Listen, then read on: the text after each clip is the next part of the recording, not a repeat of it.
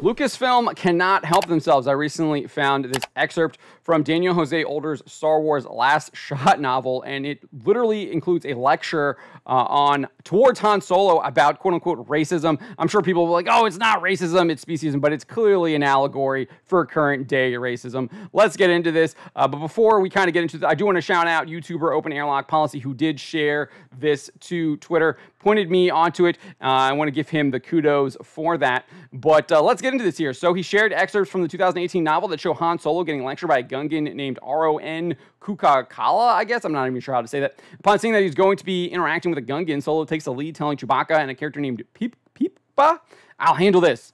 He then proceeds to address the Gungan as the Gungans address each other, as seen in The Phantom Menace. Solo says, "Greetings, Misa," and then he's quickly cut off and lectured by this character named Aro. Aro tells him, "Let me just stop you right there, buddy. I'm saving you the trouble of further embarrassing yourself with all the Misa, Banta Pudu. Just don't." After some protestation from Solo, Aro then questions, "How many Gungans have you met? I mean, actually spoken to?" Solo then kind of tells him 7. The Gungan informs him he's rounding down to 1, and then proceeds to lecture him, continues to lecture him. He says, "And based on that one interaction with one Gungan, plus whatever nonsense you've heard about us in the galaxy, which, let's be honest, is mostly garbage, you feel that you have a real grasp on who the Gungans are as a species.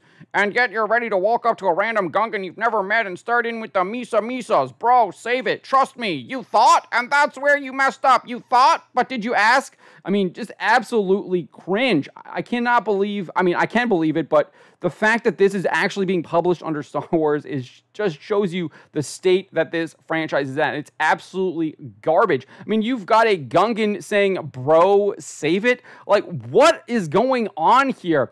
Let alone this lecture on racism, though. But again, this is what they do. It's all modern day politics, morality, that they're trying to warp morality.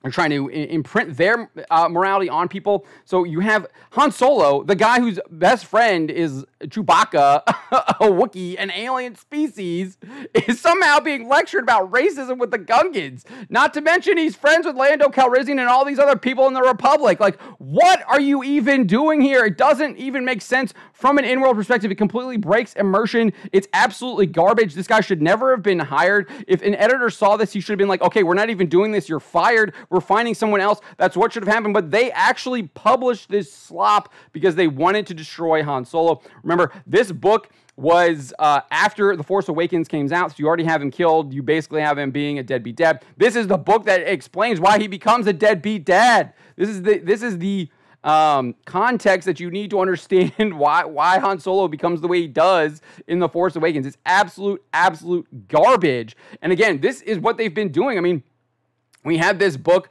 where some character is belittling Han Solo because he's handsome and he actually does heroic things for the Republic in their anthology collection, The Empire Strikes Back. And then probably what's even worse is you had this Dr. Aphra audiobook that they turned into a published book. They post this dramatis personae, and in that dramatis personae, they describe Han Solo as a reformed scoundrel, always claims to save the day, actually useless.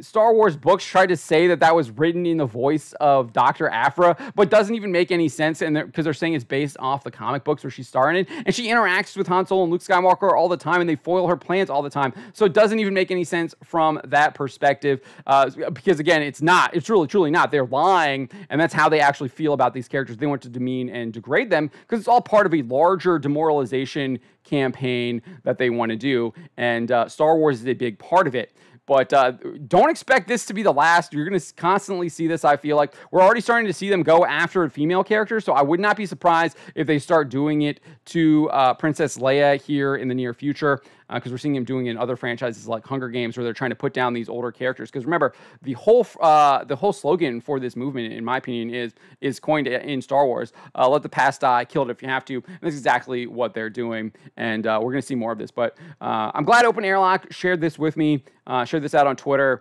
because this is just absolutely egregious, and it needs to be called out, even though it's a couple years ago, something that a lot of people might have missed. But this is where these people are coming from. This is where Lucasfilm is coming from. This is where their modern storytelling is still coming from. It's not going to change, and I just think people need to be aware of it.